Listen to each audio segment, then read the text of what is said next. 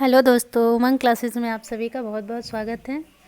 दोस्तों, Indian polity की जो हम श्रृंखला चला रहे हैं उसमें आज हमारा दूसरा दिन है और आज हम डिस्कस करने वाले हैं आप लोगों के साथ schedule in the Indian constitution, अर्थात भारतीय संविधान में अनुसूचियाँ। दोस्तों, भारतीय संविधान की हम बात करें तो जब 26 नवंबर 1949 को यह बनकर तैयार हुआ था तो भारतीय संविधान में कुल 8 अनुसूचियाँ थी, लेकिन वर्तमान में कुल 12 अनुसूचियाँ हैं। विभिन्न संशोधनों के माध्यम से कुल 4 अनुसूचियाँ ऐड की गई है इसमें। दोस्तों, तो आइए देखते हैं ये 12 अनुसूचियाँ कौन कौन सी हैं और कौन कौन से संविधान संशोधन के माध्यम से इन 4 अनुसूचियों को ऐड किया गया है, इसको भी हम देखेंगे। तो आइए देखते हैं। दोस्तों, पहली अनुसूची है, इसमें राज्य और संघों के, पहली अनुसूची जो है उसमें राज्य एवं संघ राज्य क्षेत्रों के नाम और उनकी सीमाओं का वर्णन किया गया है। अर्थात कि जो भी प्रावधान है राज्य और केंद्र शासित प्रदेशों के नाम, उनकी सीमाओं से संबंधित, वो सब इसमें है, पहली अनुसूची में है। इसके अंतर्गत कुल 4 आर्टिकल हैं, आर्टिकल 1 से लेकर के 4 तक। वही दूसरी अनुसूची जो है उसमें राष्ट्रपति, लोकसभा, राज्य विधानसभाओं के अध्यक्ष और उपाध्यक्ष, राज्यसभा, राज्य विधान परिषदों के सभापति, उपसभापति, उपसभापति, supreme court and high court के न्यायाधीश, भारत के नियंत्रक महालेखा परीक्षक हो गए, इन सभी के वेतन भत्ते आदि से रिलेटेड प्रावधान इसमें है। और इनसे रिलेटेड दोस्तों कुछ आर्टिकल्स भी है जो कि 59(3) है, 65(3) हो गया, 75(6), 97, 125, 148(3), ये सारे अनुसूची 2 में वर्णित हैं।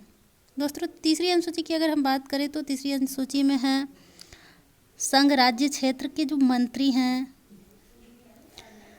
संसद एवं राज्य विधानमंडल के सदस्य हो गए, और जो भी मतलब विधानमंडल से सदस्य और चुनाव के प्रत्याशी, न्यायाधीश आदि, इनको जो भी ओहदा दिलाया जाता है दोस्तों, उनसे संबंधित सारे प्रावधान जो है वो अनुसूची 3 में वर्णित हैं। दोस्तों, चौथी अनुसूची की हम बात करें तो चौथी अनुसूची में तो राज्य और संघ राज्य क्षेत्रों के, संघ राज्य क्षेत्रों में से जो राज्यसभा में सीटों का आवंटन है, अर्थात यूँ कहें तो राज्य और केंद्र शासित प्रदेशों से राज्यसभा में कितने प्रतिनिधि जाएंगे, यानी उनका आवंटन किस तरीके से होगा, किस राज्य से कितने प्रतिनिधि जाएंगे, इनका वर्णन जो है वो अनुसूची 4 में किया गया है। दोस्तों, वहीं 5वीं अनुसूची की हम बात करें तो 5वीं अनुसूची में है अनुसूचित क्षेत्रों, मतलब अनुसूचित जनजाति के जो भी क्षेत्र हैं उनका प्रशासन, उनका नियंत्रण, ये इन सबसे रिलेटेड जो प्रावधान है वो 5वीं अनुसूची में वर्णित है।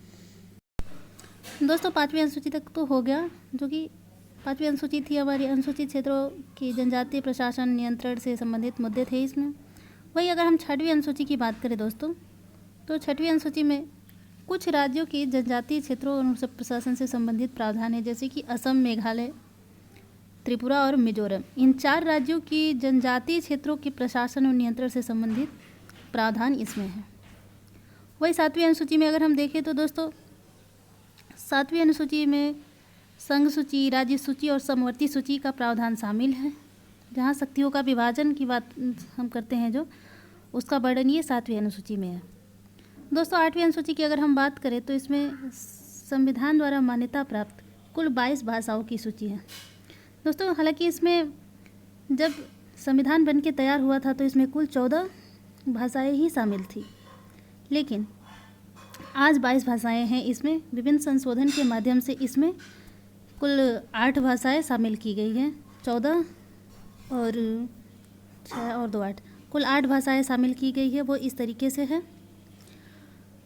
पहला संविधान संशोधन इसमें किया गया था, 21वां संविधान था वो, यानी कि 1967 में, जिसमें कि सिंधी को इसमें शामिल किया गया था, सिंधी लैंग्वेज को इसमें शामिल किया गया था। वही जो दूसरा संविधान संशोधन था दोस्तों, वो था 71वां संविधान संशोधन था, और इसमें जो है कोंकणी, मणिपुरी और नेपाली को जोड़ा गया था। ये हुआ था दोस्तों 1992 में। और थर्ड जो अमेंडमेंट इसमें हुआ था वो हुआ था दोस्तों 92, जो कि 2003 में हुआ था। इसमें भी कुल 4 भाषाएं जोड़ी गई थी दोस्तों। पहले थी मैथिली,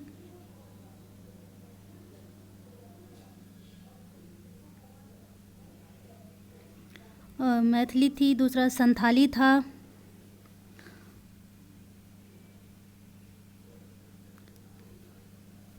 डोगरी और चौथा बोडो था। दोस्तों तो कुल मिलाकर के 22 भाषाएं वर्तमान में है इस अनुसूची में, अर्थात 8वीं अनुसूची में कुल 22 भाषाओं का प्रावधान है।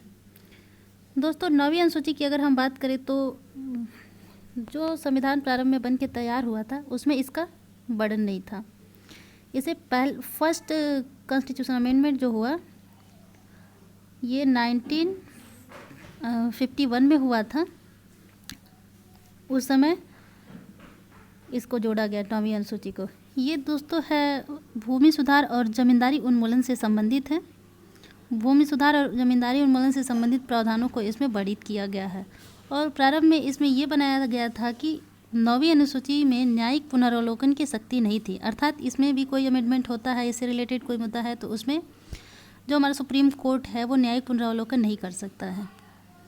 दोस्तों अगर 10वीं अनुसूची की हम बात करें तो ये दल बदल से संबंधित है और ये भी 52वें संविधान संशोधन के द्वारा जोड़ा गया है। दोस्तों अगर हम 11वीं अनुसूची की बात करें तो वो पंचायती राज से संबंधित है। पंचायत की शक्तियाँ एवं उनके उत्तरदायित्वों का निर्धारण इसमें किया गया है। वही 12वीं अनुसूची और लास्ट अनुसूची है ये दोस्तों, इसमें नगर पालिकाओं की शक्ति एवं उत्तरदायित्वों का प्रावधान किया गया है। तो ये रही कुल 12 अनुसूचियाँ। दोस्तों इससे रिलेटेड कुछ और फैक्ट है, जैसे कि 10वीं अनुसूची थी वो 52वें संविधान संशोधन के द्वारा जोड़ा गया था। और ये कब हुआ था? ये 1985 में हुआ था। और दोस्तों अगर हम बात करें तो जैसे कि इंग्लिश लैंग्वेज जो है उसे हमारे संविधान में नहीं जोड़ा गया है, अर्थात 8वीं अनुसूची में उसको नहीं जोड़ा गया है। जो 8वीं अनुसूची है उसमें इंग्लिश को नहीं जोड़ा गया है। कुल 22 भाषाएं हैं लेकिन उसमें इंग्लिश नहीं है। दोस्तों और इसमें इम्पोर्टेंट फैक्ट है कि जो 7वीं अनुसूची सरकार द्वारा जो शुल्क एवं कर आदि का लगाने का अधिकार है वो संविधान की 7वीं अनुसूची में ही वर्णित है। दोस्तों ये रही आपकी अनुसूचियों का वर्णन। दोस्तों आइए इसको एक बार हम रिवाइज कर लेते हैं, ससरी निगाहों से इसको देख लेते हैं ताकि आपको याद हो जाए अच्छे से। दोस्तों आइए देखते हैं। दोस्तों जो पहली अनुसूची है वो संघ राज्य क्षेत्रों के नाम और उनकी सीमाओं से संबंधित है। वही जो दूसरी अनुसूची है वो राष्ट्रपति, राज्यपाल, लोकसभा, राज्य विधानसभाओं के अध्यक्ष, उपाध्यक्ष आदि के वेतन भत्ते आदि से रिलेटेड है, वेतन भत्ते उनके पेंशन आदि से। वही तीसरी अनुसूची है वो संघ राज्य मंत्री हो गया या फिर जो भी मंत्री वगैरह होते हैं उनके शपथ ग्रहण से संबंधित है। वही चौथी अनुसूची की अगर हम बात करें दोस्तों तो वो संघ और राज्य क्षेत्रों के लिए राज्यसभा में स्थानों के आवंटन से संबंधित है।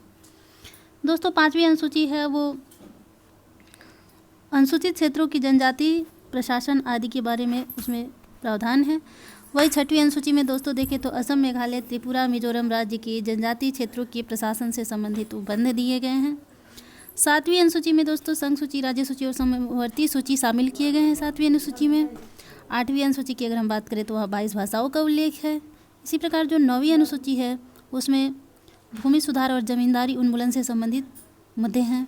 10वीं अनुसूची की अगर बात करें दोस्तों तो ये दल बदल से संबंधित है। 11वीं अनुसूची पंचायती राज से संबंधित है और 12वीं जो है वो नगर पालिका से संबंधित है। तो दोस्तों ये रही अनुसूचियों का रिवीजन भी हो गया आप लोगों को।